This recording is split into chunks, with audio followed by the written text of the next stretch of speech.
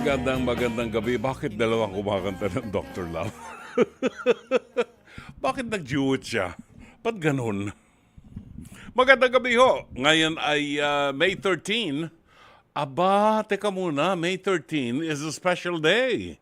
May 13 actually is the first apparition of Our Lady of Fatima sa Cova da Iria, sa tatlong bata na mga shepherds. Remember? May 13 was the first of the 6 apparitions of Our Lady of Fatima. Yon. Ngayon yon. At May 13, ngayon din yata nabaril si Pope John Paul II sa St. Peter's Square, kung hindi ako nagkakamali. May 13 din. Either May 13 or October 13. Basta may kinalaman sa Fatima. Anyway, tapos na ho ang eleksyon. Tapos na ang mga buladas ng mga politiko. Anong masasabi niyo sa klase ng mga botanteng Pilipino? Parang may nakikita akong fanaticism na hindi ko maipaliwanag, na bumubulag sa mga mata ng mga tao. Yun ang aking personal na pananaw. Ganon pa man, pagdasal ho natin na sana ang mga na-elect na mga kandidato ay tunay na maglilingkod. Maglilingkod, hindi lamang po yung magtutulong sa mga mahihirap. Hindi yung trabaho yan. Trabaho ng DSWD yan. Gumawa kayo ng batas. Unahin nyo kayong batas na gawin, ipagbawal ang dynasty. Tingnan natin ang galing nyo kung maipapasan nyo yung batas na yan. Di ba? Ay nako, Pilipinas, marami pa tayong pupuntahan. Marami pang experiences ang ating aabutin bago tayo magbago. Ganun pa man sa lahat ng mga bumoto, congratulations sa inyo. Nagampanan po ninyo ang tungkulin nyo bilang isang mabuting kaanib ng ating lipunan na nag-cast ng inyong balota at pumili ng sana po napili ninyo ay yung mga hindi mandarambong at hindi mga nagbabayad at namimili ng boto. Kung kayo po ay bumili at tumanggap ng pera para bayaran kayo, para iboto yung mga kandidatong inyong napili, magsalamin ho kayo. Yun daw ganyan, yung klase ng kandidato na ibinoboto natin ay sumasalamin sa ating pagkatao. Kung corrupt yung ibinoto natin, corrupt din po tayo. Ganon yun. Bueno, samahan niyo po kami hanggang mamayang alas 10 ng gabi dito po sa 105.9 sa buong Mega Manila, 106.7 sa Davao, 101.9 sa Cebu at Negros, 101.5 sa Cebu at 101.5 sa Cagayan de Oro. Samantala sa Ormoc po, 99.9 FM Dream Radio. At syempre, ang Tacloban ay nakikinig sa 107.9 Kaboses Radio. Kasabayan po tayo napapanood sa True TV, Channel 19, sa Signal Television. Syempre, huwag din pong kalimutan na mag-subscribe sa ating mga social media accounts. Sa ating pong YouTube channel at maging sa Facebook, hanapin lamang po at True Network PH. At True Network PH. Pagbabalik natin, ihahatid natin sa inyo ang mabuting balita sa araw na ito ng Martes at 13 ng Mayo. Pagkain pang-spiritual. Mga salita ng Diyos na nag-iiwan ng pag-asa, kapanatagan at kapayapaan. Pagkain pang-spiritual. Hango sa bagong tipan ng banal na aklat. Pagkain pang-spiritual. Narito ang ating pagkaing pang-spiritual sa araw na ito ng Martes at 13 ng buwan ng Mayo. Feast of Our Lady of Fatima. Ang mabuting balita ay matatagpuan sa ika-10 kabanata ng Ebanghelyo sangayon kay San Juan, talata 22 hanggang 30. Taglamig na noon at kasalukuyang ipinagdiriwang sa Jerusalem ang pista ng pagtatalaga ng templo. Habang naglalakad si Jesus sa templo, sa portiko ni Solomon, pinaligiran siya ng mga Hudyo at sinabi sa kanya, "Hanggang kailan mo kami paghihintayin? Kung ikaw nga ang Kristo, sabihin mo na ng maliwanag." Sumagot si Jesus, "Sinabi ko na sa inyo, ngunit ayaw ninyong maniwala.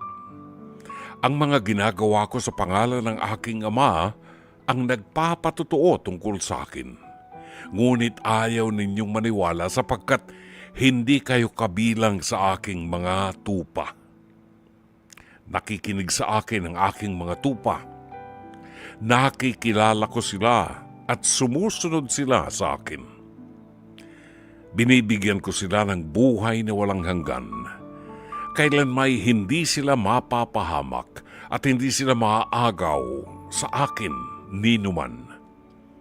Ang aking Ama na siyang nagbigay sa kanila sa akin ay lalong dakila sa lahat at hindi sila maaagaw ninuman sa aking Ama. Ako at ang Ama ay iisa." Mga kapatid, ang mabuting balita ng Panginoon. Pagkaing pang-spiritual. Mga salita ng Diyos na nag-iiwan ng pag-asa, kapanatagan at kapayapaan. Pagkaing pang-spiritual. Hango sa bagong tipan ng banal na aklat. Pagkaing pang-spiritual.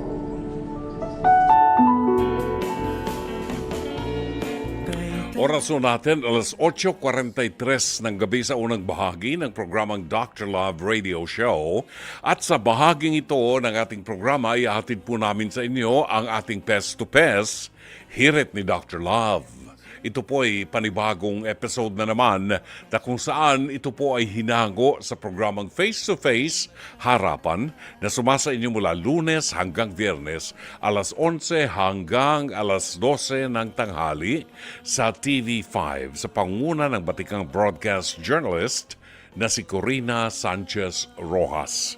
Kasama rin po sa programang ito ang harapang tagapayo na sina Attorney Lorna Kapunan, Dr. Camille Garcia at ang nilingkod Brother June Banaag, ang Dr. Love ng 105.9 True FM and True TV. Kung nais po ninyo magkomento sa inyong mapapanood ngayon, maaari po kayong mag-comment sa ating live stream ng Dr. Love radio show sa Facebook page ng Dr. Love at bibigyan daan po natin ang inyong mga komento at opinyon sa ating programa.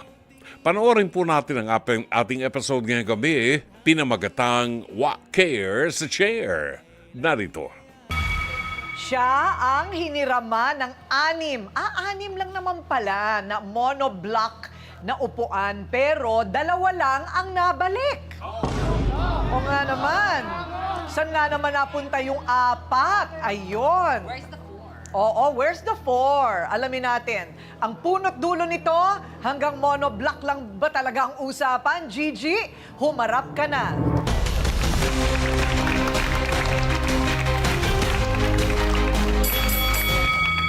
Ano naman ang kwento ng upuan? Nanghiram po ako ng upuan. Tas- Ikaw ang nanghiram. Opo, dahil birthday ng apo ko. Tapos may nanghiram din po sa akin pagkatapos ng birthday ng apo ko.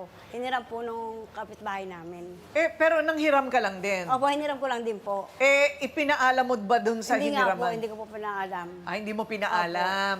O ngayon, nung binalik sa'yo nung pinahiram mo, 2 na lang. Opo, nasira yung 4. Nasira. Opo, sira po. Naghampasan daw po yung asawa niya kasi may nakaaway yung asawa eh. May nakaaway yung Opo, asawa. yung sa bisita rin po nila. Ay, kasi inuman. Yun nga po. Oo, pag inuman, ganyan At talaga. least hindi bote. Ha? At least Oo. hindi bote. Naku, masira ba naman ang monoblock sa mukha mo? Masakit din yun, no? Parang bote na rin yan, hindi ba? Yes. So, nagalit yung hiniraman mo, syempre. Opo, nagalit po sa akin. Pinababayaran sa akin. Hindi naman ako nakasira. Ba't ko babayaran? Oh, magkano naman ang isang monoblock? 310 po. 300. Malaki din. Din, Mga 1.5 din halos, ano? Opo. So, anong sabi mo ngayon dito sa humiram sa'yo? Sabi ko bayaran niya. Matapang pa po siya. Siya pa po matapang.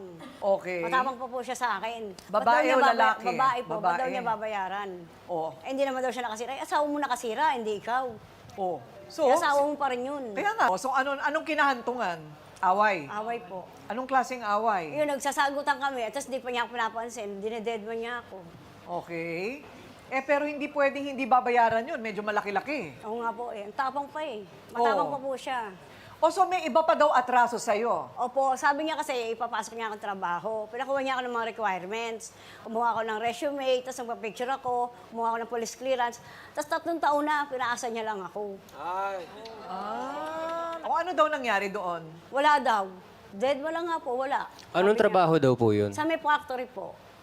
Factory. Opo. So, tawagin naman natin ang nanghiram kay Gigi ng mga monoblock. Pero hindi daw niya kasalanan, ha? Yan ang sinasabi niya. Kaya hindi daw dapat siyang magbayad. Jenny, humarap ka na. Ikaw ang dami mong sakit, ha? Puro ka sinungaling ang sinasabi mo, ha? Puro ka sinungalingan. Sabi mo bakit? Sabi mo nagmumura ako sa'yo? Ang kapal ang mukha mo!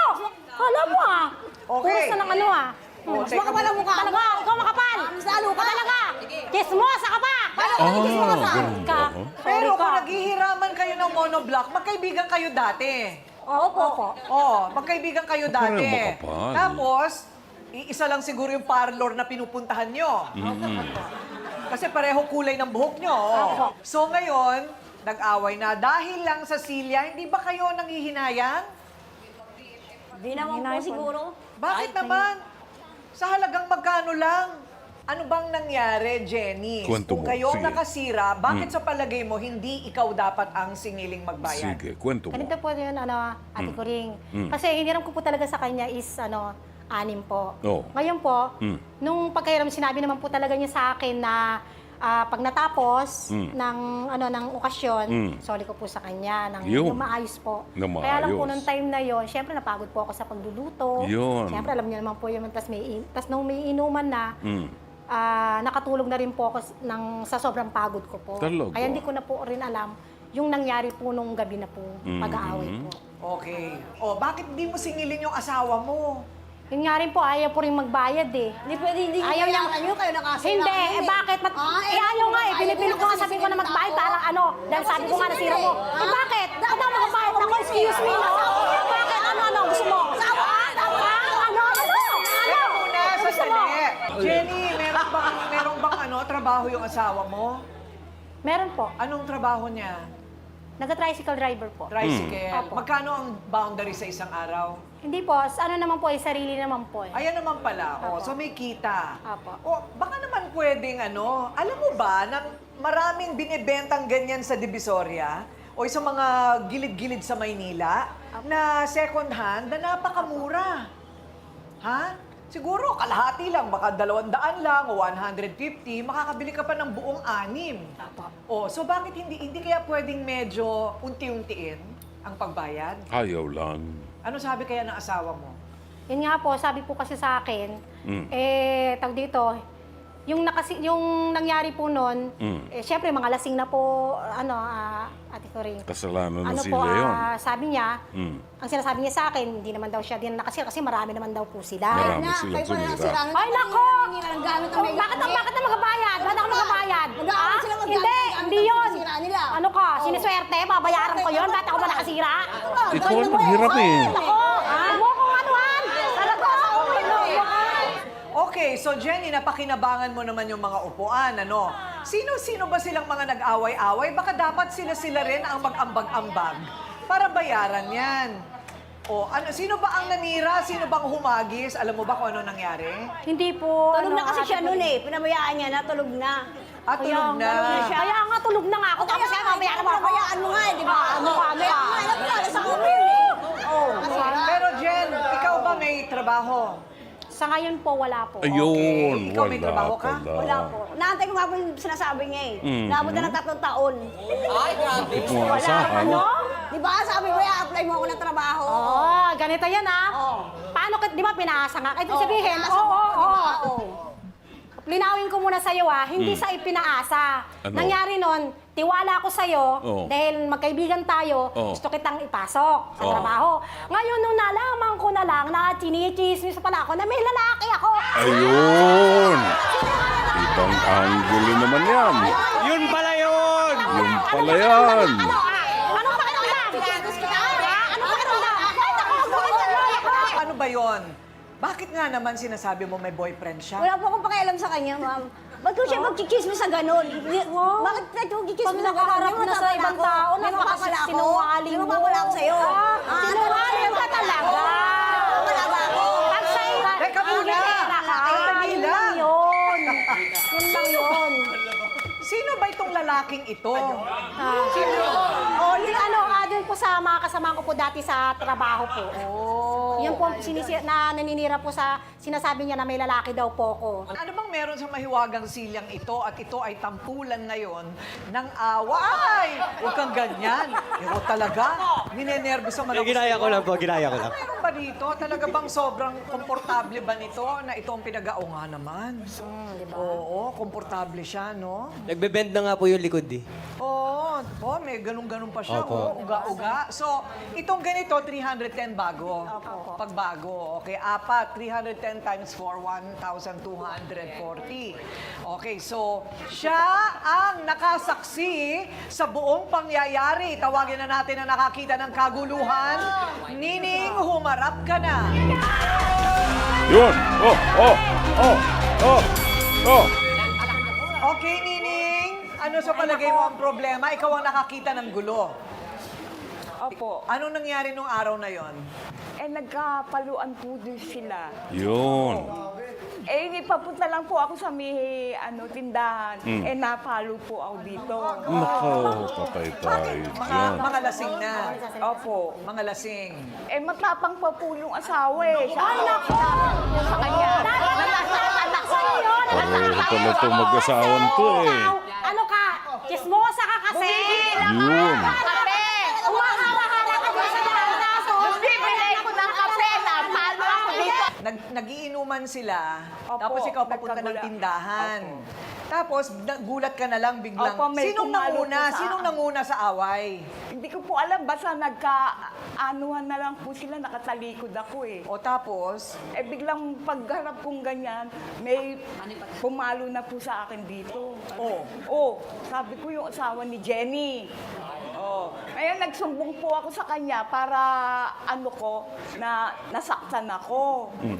Na napalo ako. Dapat lang, kasi nga, narara ka eh. Hindi ka nanda doon, di wala masasaktan, di ba?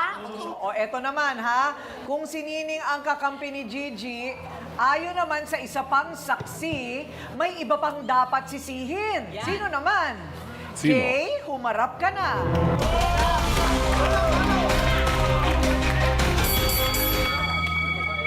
Sino naman ang dapat pang sisihin? Sa atin din po. Nako. Bakit? Kasi Bumibili kung- lang daw siya ng kape. Kasi kung hindi po siya para-hara, hindi po siya masasaktan. Ay, Kasalanan mo pa nandun ka. Anong klaseng pag-iisip meron kayo? Ay talaga, talaga naman kayo eh.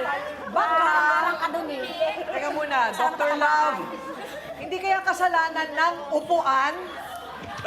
Hindi kaya kasalanan ng upuan? Kasi alam mo, Ate Kuring, kung wala yung upuan dyan, hindi sila magkakagulo. Correct. Tama, tama. Kailangang ihabla ang upuan. Ang upuan. Dapat yan Ayan. makulong yan eh. Bad upuan. May ganun talaga. Paano naman naging kasalanan ni Ningning? Bumibili lang ng kape? Talaga Okay, tama naman. yun. Go. Nagkakagulo na po kasi. Tama no? Bumili pa po siya. Dapat po, umuwi na lang po Oo, muna yun siya. nga. Oo. Kasalanan ng kape. May nag-aaway. Teka, bibili lang ako ah. Sira-sira na po yung dinampot ko po at ibebenta ko na gawing kalakal. O, eto ngayon, Negosyante. hinahanap natin, di ba, yung upuan. Wala na nakalakal na ninining. Kaya Oo. pala. Tapos kinuha niya pa po yung mga bangko na sira. Sabi ko po, wag niyo po munang damputin. Hintayin muna yung desisyon ni Teta Jen. Sayang Oo, eh, sayang. tama. Bebentahin paano, eh. sana sasabihin ko sa kanya nga, nasaktan na ako eh. Diniretso ko na lang po sa ano. Yun. Ang binigay mo sa akin. Tama naman. Pinambili mo daw, dinadagdag Ba't sana sa mabibigyan na saktan na ako? Hindi yun. Bumili ko ng ano. Dr. Love, may halimbawa ba sa Biblia tungkol sa ganyan? Mahirap maghanap sa Wala Biblia yata ng ganyan. monoblock sa Biblia. Monoblock? Oo. Hindi pa uso nung monoblock nung araw. Pero naalala ko na kanina yung ibig ko sabihin, for every action, there is a consequence. Simple lang to, ha? Si Gigi tsaka si Jenny, pareho kayong may responsibilidad. Si Gigi kasi ay nanghiram ng monoblock at yung hiniram niya, ipinahiram niya sa kaibigan niya. Magandang intention. Pero ang lesson natin dito, kung kaya mo, kung wala ka, magtiis ka. Kung may pera ka, bumili ka ng monoblock mo, no? Or kung manghihiram ka, siguruhin mo na ikaw mismo ang magbabalik doon sa hiniraman mo. Kasi ikaw ang mananagot sa may-ari. Pinahiram mo sa kanya. Ngayon, nasira sa kanya, kay Attorney Lorna na ang magpapaliwanag. Jenny, I think may responsibility ka rin dahil ikaw ang humiram sa kanya, no? So, yun lang. Ganun lang kadali ang buhay natin. Huwag na natin pahirapan. Uminom tayo ng kape. Ayan! 9:09 ang tumpak na oras natin. Nasa second part na po tayo ng ating programa. Si Jenny Magno ay nagbigay ng kanyang opinyon sa napanood po ninyong face-to-face. Face-to-face harapan. Pes-to-pes! Here in Dr. Love. Ang sabi ni Jenny Magno, Susme, gusto pang ambaga ng silya ng pumasok kanina. Gusto pa yata dagdagan ng mga nasirang upuan. Hindi na nga mabayaran ang nasirang upuan. Gusto pang manira ng isa pa. Ganun ho talaga eh, no? Parang pag masyadong emosyonal ang tao, parang nawawala na sa hulog, ano? Lutang, sabi nga ni Attorney Lorna Kapunan, lutang. Rio Jeng Alba, ayon, hindi lang pala silya ang pinag-aawayan, may anggulo pa palang iba na paninira. Pero sa totoo lang, bayaran na lang yan para tapos ang problema. Obvious na obvious, talagang ayaw bayaran, di ba? Alam niya siya umutang. Siya ang humiram. Hindi niya na ibalik ng buo yung kanyang hiniram. Dahil ipinahiram din niya sa iba. Doon lang, wala na talagang talo na di ba? Hindi naman sa'yo, bakit ipinahiram mo sa iba? Nang masira ngayon, ikaw pa ang matapang. Sabi ni Eunice Pepito, dahil lang sa upuan, nagtatalo kayo. Ganito lang yan Kung sino ang nanghiram, siya ang may responsibilidad. Kasi ho nang masira yan o masira ng iba, ikaw ang nanghiram, ikaw ang managot. Yun, ganun kasimple. Maria Carmina, kaya next time, huwag kayong nanghihiram ng gamit. Simple lang. Alam mo, yung isang bagay na yan ang natutuhan ko sa tatay ko. Ayaw na ayaw ng tatay ko nang nanghihiram sa kapitbahay o nanghihingi ng patis. Alam ba ninyo na ngayon sa panahong ito, meron pang nanghihingi ng patis, nanghihingi ng suka sa kapitbahay. Diyos ko, gano'n na ba kahirap ang buhay natin talaga ngayon? Ultimong patis, ultimong asin, hihingin mo sa kapitbahay mo. Alam mo, kung wala kang martilyo sa bahay, magpundar ka. Pag-ipunan mo, bumili ka dun sa hardware, mura na lang ang martilyo. So, every time na may ipapako ka o may bubunutin kang pako, may sarili kang martilyo. Hindi ka manghihiram sa kapitbahay. Ang nakakainis, doon sa mga nanghihiram, at ako, experience ko to. Yung mga nanghihiram sa akin, hanggang sa nalimutan ko na kung sino nanghiram, hindi na naibalik yung mga power tools ko. Pero nung mga taong ganyan, talaga maniwala kayo.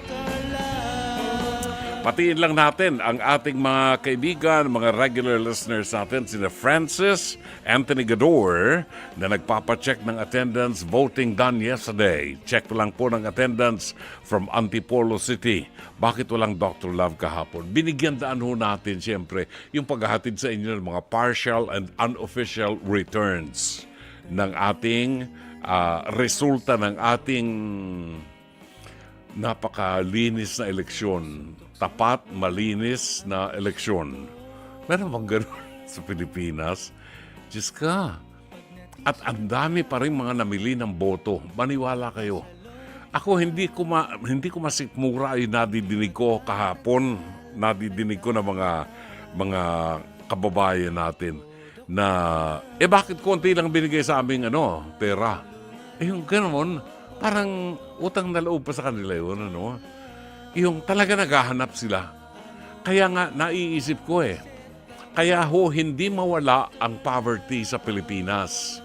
Kasi ginagamit ng mga walang hiyang politiko yung mga naghihirap na pagpanahon ng eleksyon, bubulagin kayo sa pera na ipakikita nila. At yung perang yan, hindi ho sa kanila yan. Pera ng bayan yan na ibinibigay sa inyo, akala nyo sa kanila galing, utang na loob ninyo. Parang yung malasakit something? Akala ba ninyo kay Bongo naggagaling ang pera ng malasakit? Pag humihingi kayo ng tulong sa ospital, sa malasakit project, hindi ho kay Bongo. Siya lamang ang nag-author ng batas na yan. Ang pera ho nang gagaling sa pondo ng ating pamahalaan, galing ho sa buwis na ibinabayad namin. Tinutulungan kayo, hindi ho yan galing sa politiko. Ay nako, dapat pa bang ipaliwanag yan? Angelita Banataw ng Pateros, magandang gabi ho sa inyo. Lucy Estrella Mayol, good evening. Buhat po sa Tuburan, Cebu. Sherry Picture ng Seattle, Washington. Carmelita Lina Neira ng Hong Kong, Eleni Hungko ng Kuwait. Ito mga regular po ito. Magdalena Arcilia, magandang gabi po. Shout out kay Lilian Panaligan Buen ng Parañaque City. Nash Ramos ng Korea. I'm sure South Korea ito. Magandang gabi sa iyo, Nash. Annyeonghaseyo. Annyeonghaseyo. Si Engineer Mercy Santos ng Pasig City, binabati ho natin ang magandang gabi. Ang kaibigan natin si Chato Sakluti, nakatune in din ngayon. Julieta Sugitan, Evelyn Fortunado. Dr. Love, binabati ko po ang aking apo. Kaarawan niya ngayon, 19 po. Kailin Aveno from Real Quezon. Pinupuri ka namin, Panginoong Yesus, sabi niya. Marvin Sandro Riabad, pa-attendance check po from North Caloocan habang mahina ng nahinga ng malalim habang tinitingnan ang resulta ng senatorial elections. SOS. And Garcia Vincent ng Great Britain, United Kingdom. Lori Feria Flores ng Pasay City, magandang gabi ho sa inyo. Patiin ho natin ang magandang gabi at happy listening sina Roy Bulisay, Myra Bulisay Lee, Zenny Dayang Hirang, Elizabeth Villa Gonzalo, ang ating kaibigan na si Marvy, tama ba? Nalimutan. Sa Baguio City, Marivi Viola, yon. Sos Ginoo. Ang mga makakasama ho natin sa Holy Land, ang aking anak-anakan na si Mina Ferrer at si, anong pangalan nito? Si Lilibeth Pernesita, nagkakahalo-halo na. Diyos ko, ano ba yan? Yung mga sasama ho sa atin sa Holy Land, pinapaalala namin sa inyo, mag-deposit na po kayo, no? Makipag-ugnayan na kayo kay Edna Calleja dahil isinasaayos na po ang blocking ng ating eroplano at ang hotel accommodation.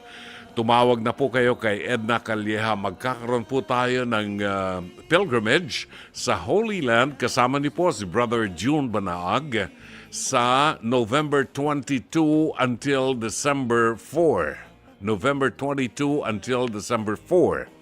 At dito po ay dadalawin natin ang mga holiest places all over the world dyan sa Holy Land.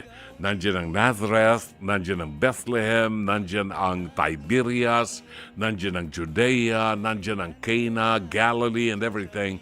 Lahat po yung mga lugar na nababasa natin sa Biblia ay mapupuntahan po natin. Tatapakan natin ang mga karsada at mga bato na tinapakan ng ating Panginoon sa Old Jerusalem, the Old City of Jerusalem, kung saan gaganapin po natin ang tinatawag nating Via Dolorosa. We start this at 4 o'clock in the afternoon.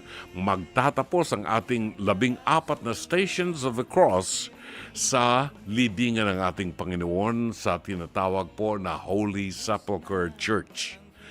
At dito makakasama niyo si Brother June Banaag until the very last day ng ating pilgrimage sa Holy Land. Pwede po kayo mag-inquire, tumawag kayo kay Edna Calleja sa 0925-752-2230. Ulitin ko, Edna Calleja, 0925-752-2230. At doon po sa mga kaibigan natin na nagpa-register at nagbayad na po ng kanilang down payment or deposit para makasama, maraming salamat po sa inyo. We will keep you updated kung kailan po tayo magkakaroon ng briefing, pre-departure briefing para magkakwentuhan tayo. Babalik ang programang Dr. Love. Oras natin alas 9:18 ng gabi. Oras alas 9:36 ng gabi. Narito ang ating tampok na liham kasaysayan. At kung sakali pong meron kayong mga maganda at makulay na mga liham kasaysayan o kasaysayan ng buhay, kasaysayan ng tagumpay o kalungkutan, maaari po ninyong ibahagi yan sa ating programa. Maaari ninyong ipadala ang inyong liham kasaysayan sa comment section ng Dr. Love Facebook page. Mag-comment lamang po kayo sa ating live stream o sa messenger ng Dr. Love Facebook page. Bibigyan daan po natin ang inyong liham kasaysayan sa ating programa. Katulad ng liham na ito na padala ni Marcy ng Northern Luzon. Dear Dr. Love, salamat sa Diyos at tinupad niya ang panalangin naming magkakamag-anak. Nanalo po ang pinsan namin bilang konsehal sa katatapos lamang na halalan. Ako po si Marcy mula sa Northern Luzon. Mula po ako sa angkan ng mga politiko. Una pong nanilbihan ng lolo namin bilang mayor dito sa aming bayan mula 1960s hanggang 70s at nakatatlong termino po siya. Sumunod naman ang tito kong naging mayor noong 90s pero sa kasamaang palad, binaril po siya kaya hindi niya natapos ang kanyang pangalawang termino. Tumakbo naman ang tita ko bilang mayor after a few years at pinalad namang maglingkod sa bayan namin sa loob ng 3 termino. Dr. Love, akala po namin dito na nagtatapos ang paglilingkod bayan ng aming pamilya sa pamagitan ng politika, lalo na't batid kong maraming tao ang hindi sumasang-ayon sa political dynasty. Kampante po kung sabihin kahit na 3 sa mga kamag-anak namin ang maglingkod bilang mayor, wala po kaming napapakinabang sa pera ng bayan.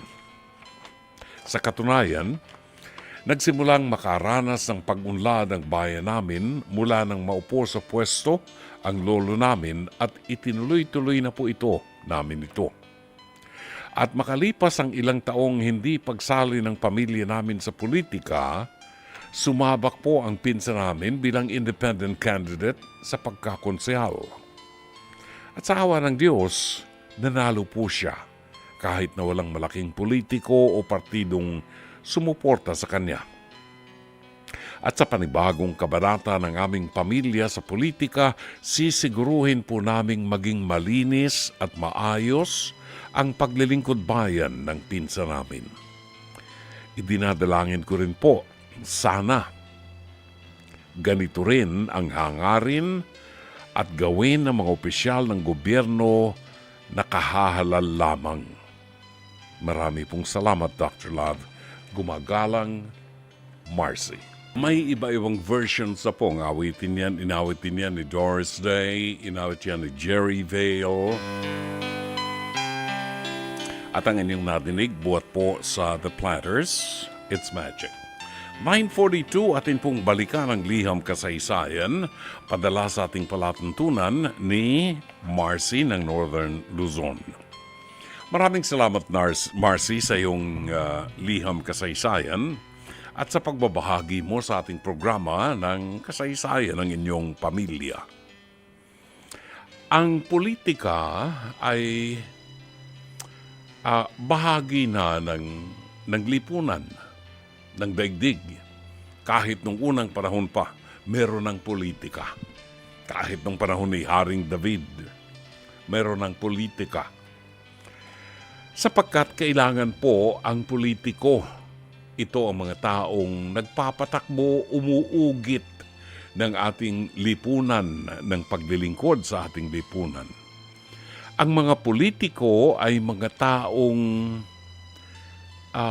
biniyayaan, binasbasan ng Diyos para pagkalooban niya ng kapangyarihan at authority over other people. Lahat po, kahit sa Bible, makikita natin na ipinaalala sa atin ng Panginoon na dapat nating respetuhin ang mga taong nagpapatakbo ng ating pamahalaan sapagkat yan ay may basbas ng Diyos. Now, Brother June, yun bang mga politiko na binasbasan ng Diyos na mga nagnakaw ng milyon-milyon na mga pork barrel na ipinababalik na ng sandigang bayan pero hindi na ibalik hanggang ngayon, ito ba'y kinalulugdan ng Diyos? Alam po ninyo, ang bagay na kasalanan ay hindi po kinalulugdan ng Diyos. Ang pagnanakaw ay kasalanan. At definitely, hindi ito kinalulugdan ng Diyos. Tandaan, ipinagkatiwala ng Diyos ang kapangyarihan sa mga taong ito para gumawa ng batas, magpatupad ng batas para sa ikabubuti ng higit na nakararaming tao.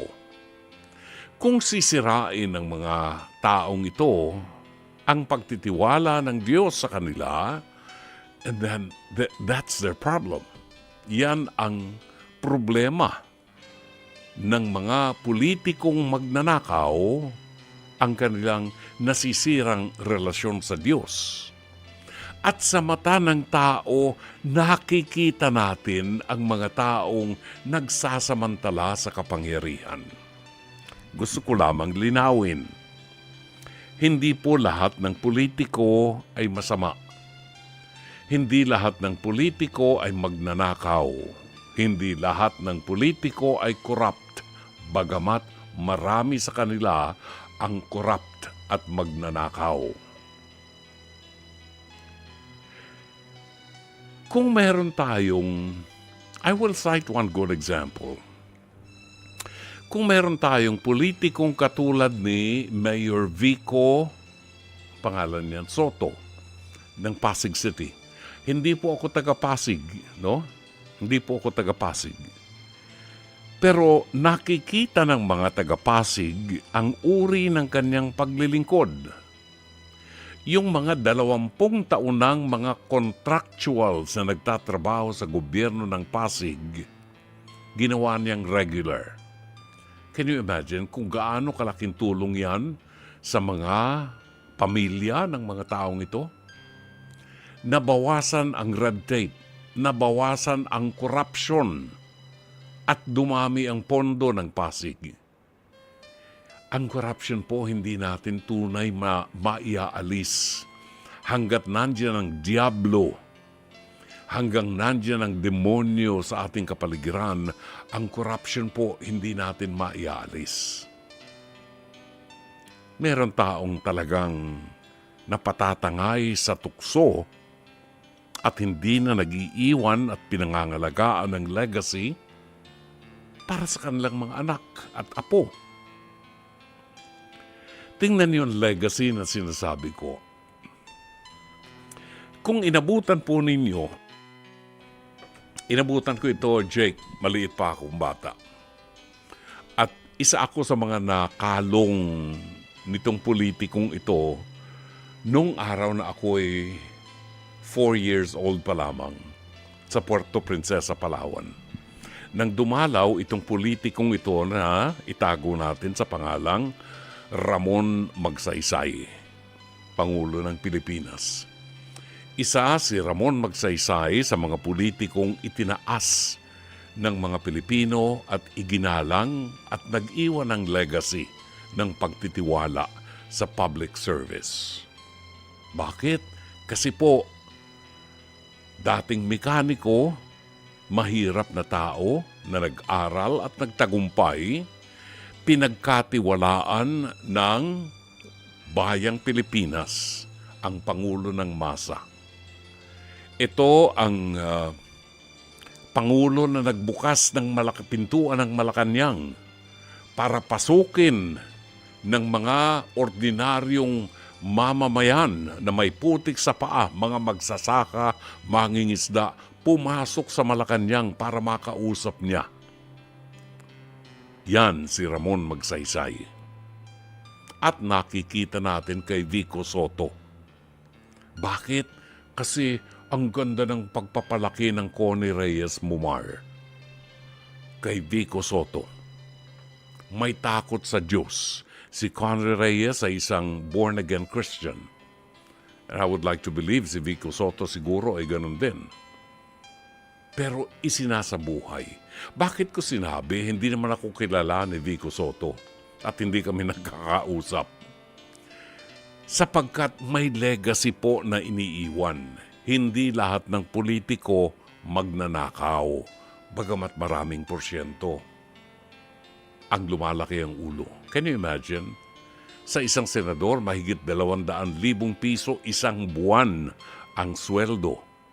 At milyon-milyon ang pondo, ang allowances sa kanyang opisina. Plus, meron pang pork barrel na milyon din. Kaya ako'y natutuwa. Saan ba ako nandoon nung araw?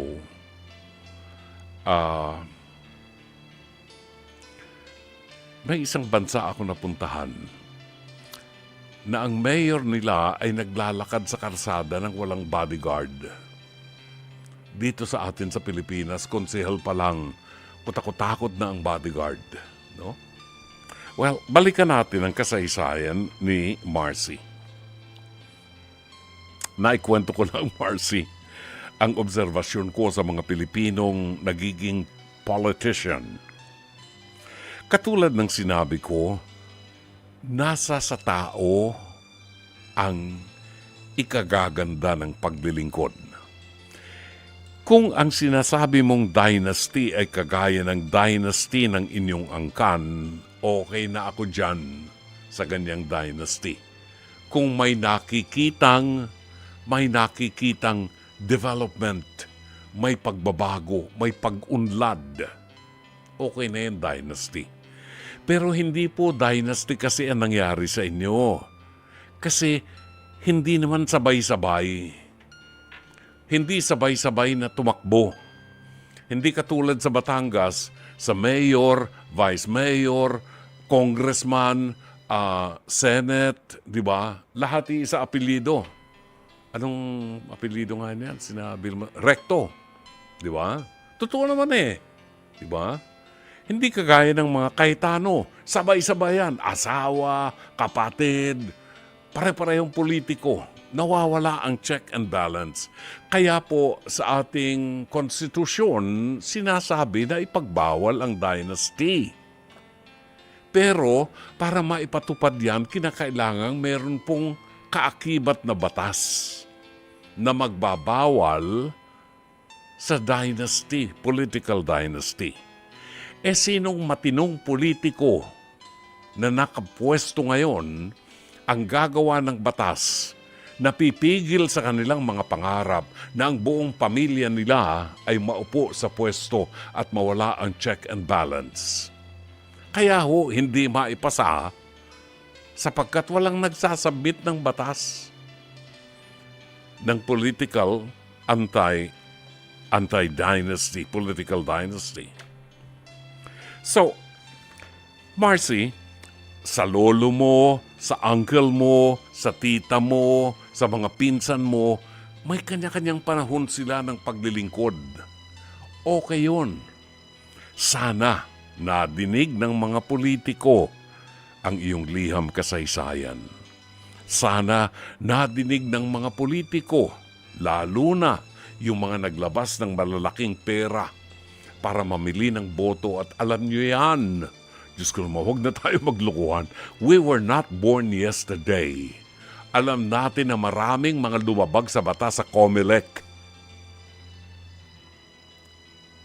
Huwag na tayo magturo kasi alam naman natin eh. Alam nyo, may mga nakikinig sa atin ngayon na kinabang. Diba? Sa katatapos sa eleksyon. Eh kung nakatulong po sa inyo, edi mabuti. Pero sana hindi niyo binenta ang boto niyo. Dahil maapektuhan ang ating mga anak at apo.